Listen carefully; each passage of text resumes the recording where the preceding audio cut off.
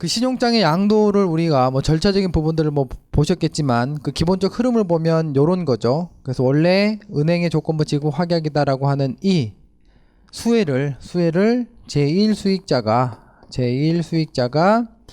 제2 수익자에게 넘기겠다. 요 얘기인 거죠. 그래서 신용장의 전부 또는 일부에 대한 권리를 다 넘긴다. 요런 컨셉이 되는 것이고, 그렇기 때문에 수입자는 자기가 잘 알지 못하는 제2 수익자가 권리의 그러니까 의무 이행 주체가 돼버린다. 매우 불리한 위치에 있다. 그래서 양도 요건은 엄격하게 운영돼야 된다라고 얘기를 했었고요.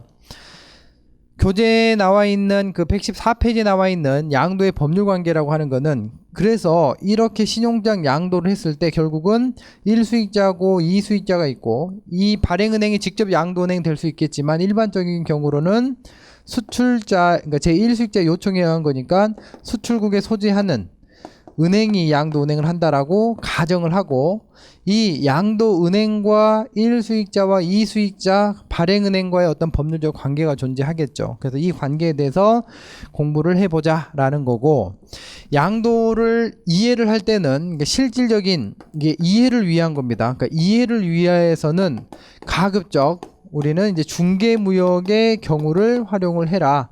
그래서 중개무역을 할 때 신용장의 양도를 통해서 중개무역을 할 수 있다. 이제 그런 컨셉을 이해하셔야 된다.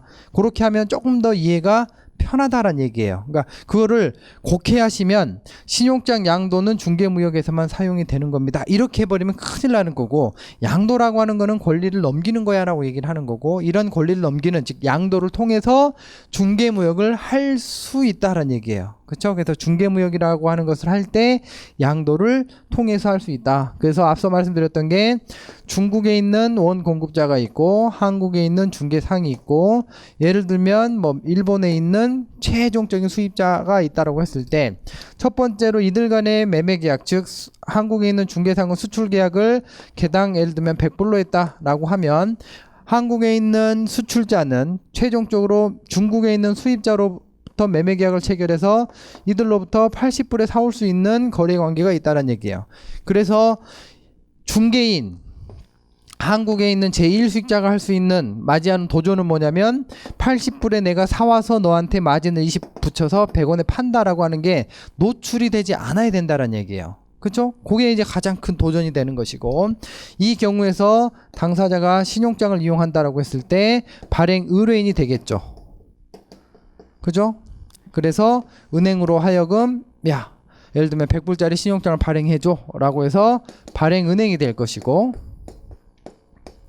통지은행이 될 것이고, 그 다음에 한국에 있는 이자가 이른바 제1수익자가 될 것이고, 그런데 이 1수익자가 굳이 내가 얘한테 뭐 예를 들면 또 다른 신용장을 발행해가지고 원거래를 하겠다 이런 게 아니라 100불짜리 신용장을 넘기고 싶어, 넘겨서 내가 거래를 하고 싶어 라고 하면 신용장을 양도할 수 있다는 얘기예요. 양도. 근데 얼마짜리 신용장이에요? 100불짜리 신용장이 그대로 넘어가게 되면 중국에 있는 원 공급자는 고민을 하겠죠. 어라? 얘 알고 봤더니 나한테 80원에 사가서 100원이 비싸게 파네.